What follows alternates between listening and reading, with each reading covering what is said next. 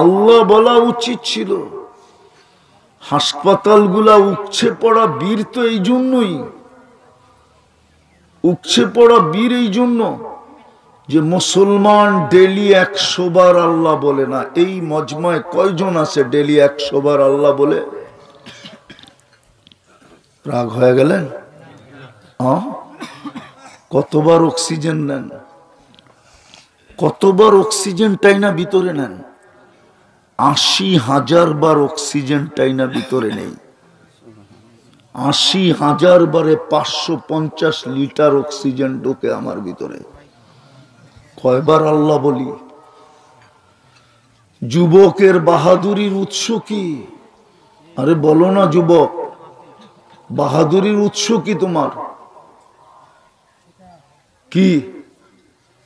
যুবকরা তো কথাই বলে না।